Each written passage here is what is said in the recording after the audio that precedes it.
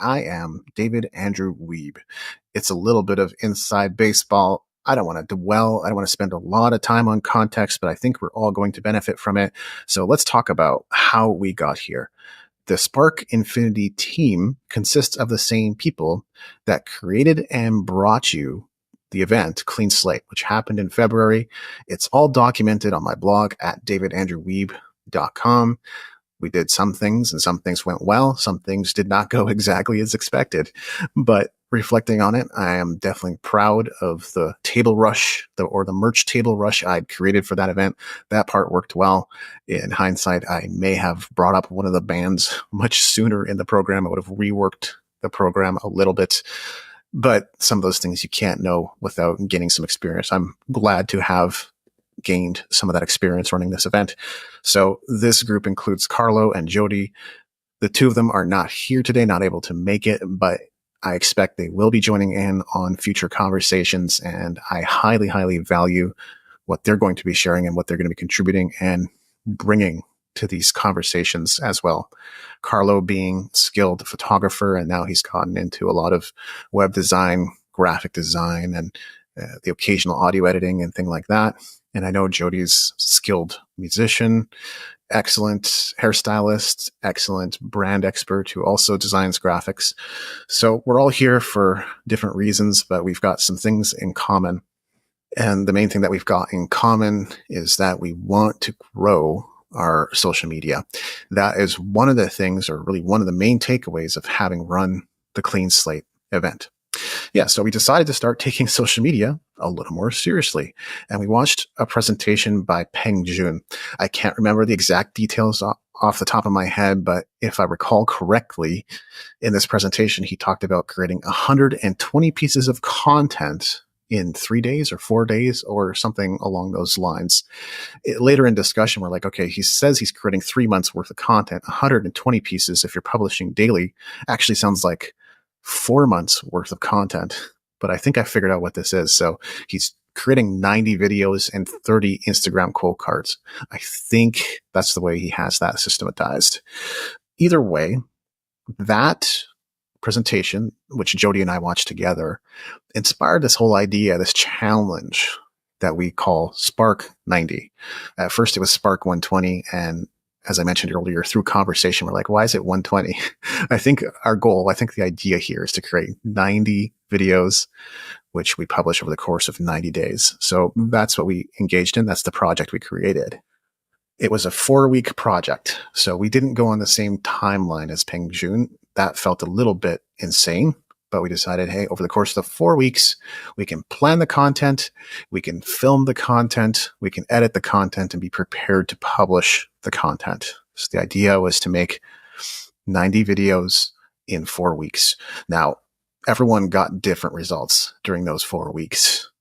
I did end up making over 90 videos, but I didn't get around to editing them or turning them into Instagram quote cards. So the project is a success to the extent that I created something that did not exist before, but those videos have yet to be published because they're not edited.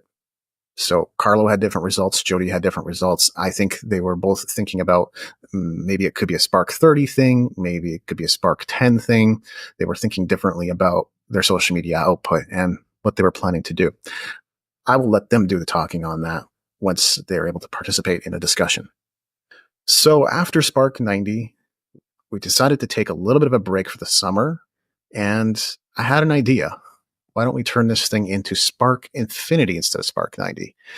Because the whole thing about social media is it's not really just about 90 days. Like, it would be really efficient if you could spend 4 weeks planning the content, making the content, editing the content, and then queuing it up in Creator Studio or whatever other tool you're using. That would be super efficient. But bottom line is, the content hamster wheel doesn't really come to an end. You need to keep generating things, and you need to figure out an efficient way of doing that. I'm starting to clue in on a far more efficient way of doing that, creating a presentation like this and then breaking it down into smaller pieces. I'm at the point now where I've got so much content that I can repurpose and reuse and update and synthesize. And you will probably see me doing more of this. And every time I do that, I always look to improve it. I'm not just looking to combine things because it's cool or because it's better for SEO. I'm still looking to create the best quality stuff I can make. But because I've got so much, there's no point in me creating more than one piece of content per week. Just to let you know that I'm still here and I'm still alive. You'll probably see many more things. In fact, you will see many more things going live if you follow me on social media or if you check out the website at davidandrewweeb.com. So it's Spark Infinity because realistically, you've got to keep producing content. It's not a one and done thing. And that's how we got here. So let's get into what we're about. Now, I don't know if I have this all dialed in just yet. We might choose to revise this or improve upon it, but based on the conversations I've had with the boys, I would say this is effectively what we're about. These three core values or key principles. First is growth. So everyone participating, we each have our reasons for wanting to grow our social media presence. I'm looking to sell more books. If it really what it comes down to. I think Jody wants to share his music or get more clients. I think Carlo wants to get more clients. We each have our reasons for doing it. And we are creating growth in engagement, following, subscribers, and sales or other desired actions.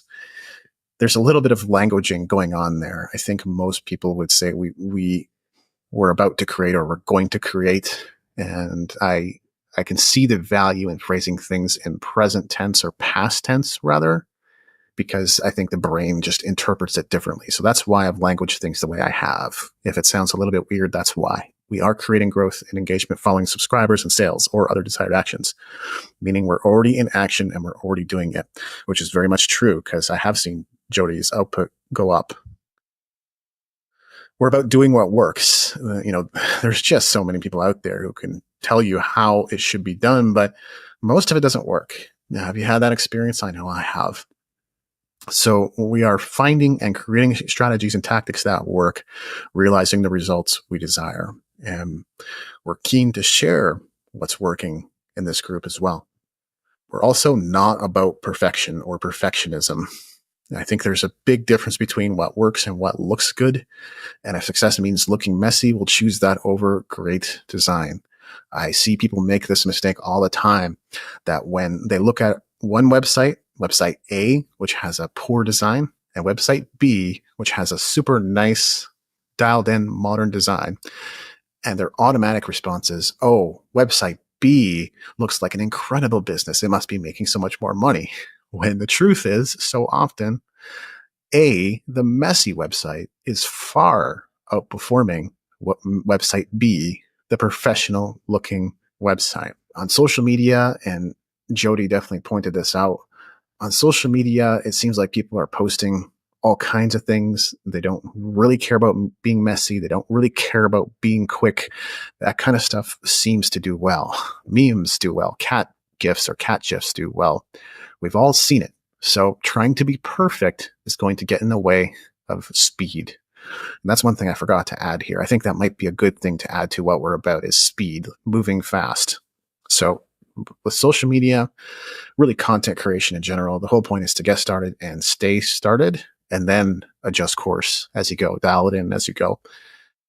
It's in the entrepreneurial culture, and I really feel like it's always been this way, that regardless of how good your research you think it might be, there's always a process of testing things, and that's the right way to frame it. We don't want to frame everything as a failure or success.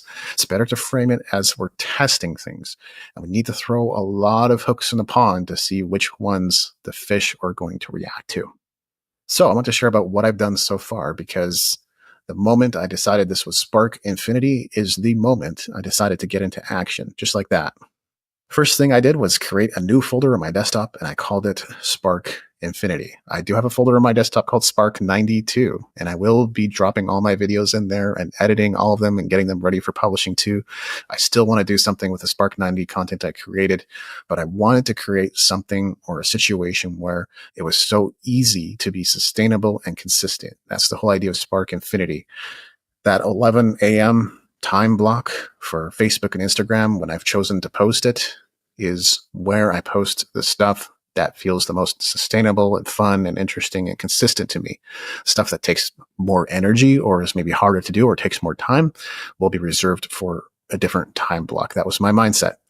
So within the Spark Infinity folder, I created a folder called First Push. And the First Push folder is where I would store a fresh set of Instagram quote cards and captions. I store my captions in a Word document. They all go in there. I don't create separate Word documents for each caption.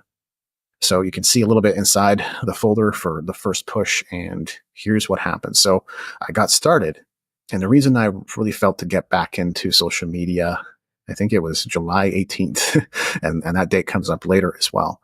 The reason I decided I wanted to get back into this is because I got some positive feedback on my book, Productivity, Performance, Profits Black Book, to be specific, on social media. So I decided, well, that's a great customer testimonial. I would love to share that out.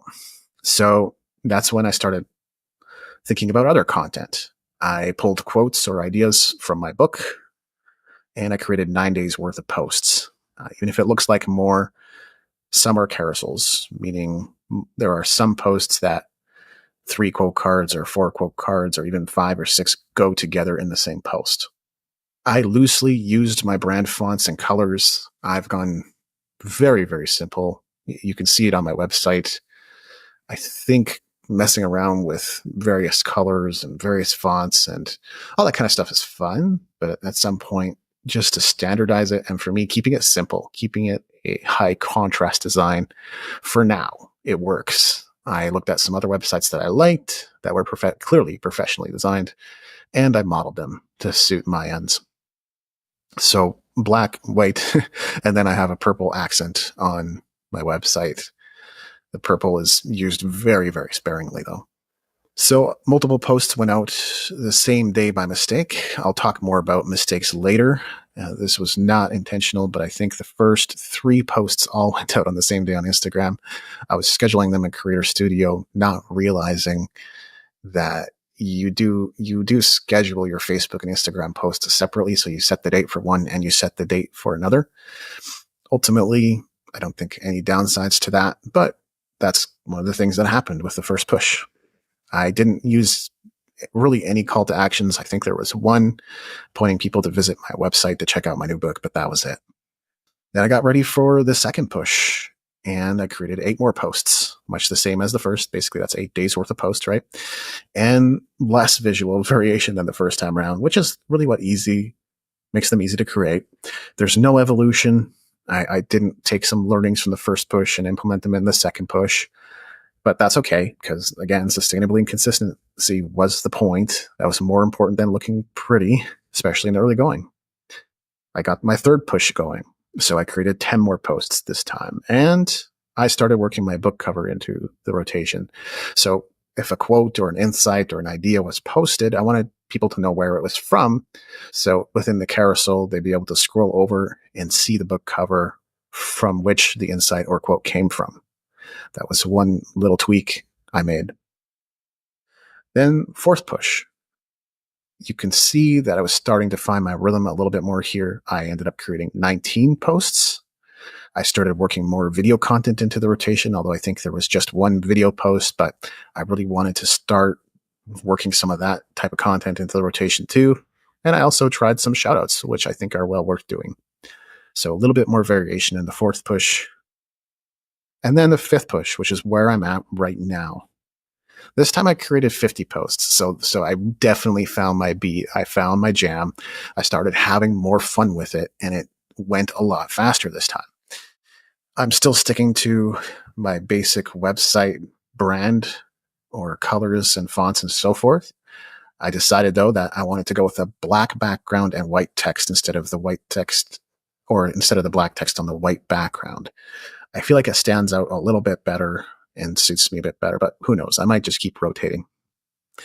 Depends on the results. I also started adding clear call to actions. So every carousel features one image asking people to follow me and one image specifically directing people to my book along with the link. I also, with the fifth push, I started using AI to assist me in writing captions. Assist really being the key word here, because I still find, and this is what I've been finding all along, and this is what I've been finding for months because I am a prompt engineer with big tech now, AI does tend to produce a lot of low quality stuff. It makes errors and inaccuracies, and it also hallucinates. Now, with social media posts, there's probably a smaller margin of error, but I'm still finding it has trouble following my instruction. I may ask it, for example, to create a 1800 character caption, yet it seems to be so bad at math that it simply cannot and does not know how to do that. So, what AI produces, don't it's pretty rare for me to use it exactly as it's generated. There's going to be some editing. I want to make sure that it sounds like me, that it's not so out there that no one can imagine David Andrew Weeb is saying it. And just based on the fact that it tends to produce content that's above the character limit on Instagram captions, trim it down as well. In the future, I might talk about the tool I'm using to generate those captions, but not today. So with the fifth push, I'm only on day 3, and this content is still being rolled out. So the 50 posts that I created. But as you can imagine, it does feel pretty good to have 50 pieces worked out. That covers about a month and a half. Mistakes were made, as I mentioned earlier. And here are some of the mistakes that have been made along the way. One that's not even mentioned here is some of my posts use the wrong font. Not like you would care that much, not like you may not even notice, but some of my posts do use the wrong font. Some posts were published at the wrong time. We talked about that. Some carousels went out in the wrong order. So I think there was one case specifically where I wanted my website address to show before my book, or maybe my book to show before my website address. And either way, they got mixed up. Some posts went out without captions, and some posts included spelling or grammatical mistakes. Does it matter? No, it really doesn't seem to matter all that much. I think occasional mistakes are par for the course. They're human, and they don't seem to affect the performance of the posts. Posts containing mistakes sometimes get more engagement, and fundamentally, Spark Infinity doesn't believe in perfectionism, so we're not that worried about it. It's okay to be messy. Being messy might and probably does work in your favor. What I've seen so far, I've experimented with some Instagram promotion services for free. That's where a lot of extra likes and followers initially came from. There were people that let me try their service for a week or a couple of weeks or a day. So I said, why not? But the offers kept coming. And finally, I decided, because there was one person specifically that seemed to deliver some pretty cool results, I began experimenting with paid promotion. This has played heavily into the results I've gotten so far. I might only be getting 5 to 10 likes per post if I wasn't using any paid promotion, which would really be the status quo. At this point, I still don't know what's going to work best. Random followers probably aren't going to help me that much. The more relevant they are, the more targeted they are, the better. But I'm doing the best I can to produce content that's targeted to attract the people I'm looking for. I haven't done any deep dives into the stats yet, but you can see the results that I've gotten so far from these efforts. Again, probably the only reason they would even look impressive is because of some of the promotion, the free and paid promotion that I've received. So you can see from here that it's a time frame of July 18th, which is pretty much when I got started with this, to September 4th. So accounts reached 5,299. And then 1,695 accounts were engaged. And in that time, I'm getting a bunch more followers right now, but initially it was right around August 9th, August 8th or something like that, where I saw a huge boost in followers. And that's when I decided to go with a specific Instagram promotion service. I've basically seen an overall increase of 298 followers. And my follower count is now much bigger than my following count, which is what you want. I haven't done any deep dives yet, but here's a couple of stats that might matter. I figured out from looking at those stats that roughly 32% of people who saw my posts interacted with them in some way, shape, or form. That's pretty good. I actually don't know how that compares. Maybe it's good, maybe it's bad, but in my mind, I'm thinking if roughly 1 in 3 people looking at my posts did something with them, I'm on a good path. So far, my posting efforts have not led to any sales. There could be a bajillion reasons for that. But I think first and foremost is to grow a following, grow engagement, and then eventually you're going to start to see those sales. So in closing, would love to hear what you got out of this. We want to hear your thoughts. So leave a comment wherever you happen to be watching this. And also let us know, what would you like us to cover on the office hours in the future? Social media news and trends, topical discussions, expert interviews, the results of our experiments like I've been sharing today, all of the above, or something else. Love to hear from you. And would you like to join us as a participant and contribute to the conversations? Would you like to be a part of Spark Infinity? We might have to create some kind of application process unless you happen to be someone from the Team Management Leadership Program or Global Information Network. However, if you're interested in applying and being held accountable and actually doing something with social media, we'd love to hear about it. So let us know in the comments. Don't forget to follow me on Instagram, especially if you want to keep up with this journey. My username is @DavidAndrewWeeb. The trickiest part about that is the two W's that are next to each other, Andrew Wiebe, Wiebe. So Instagram, David, AndrewWiebe. Thanks for joining us for the office hours. We'll see you again next time.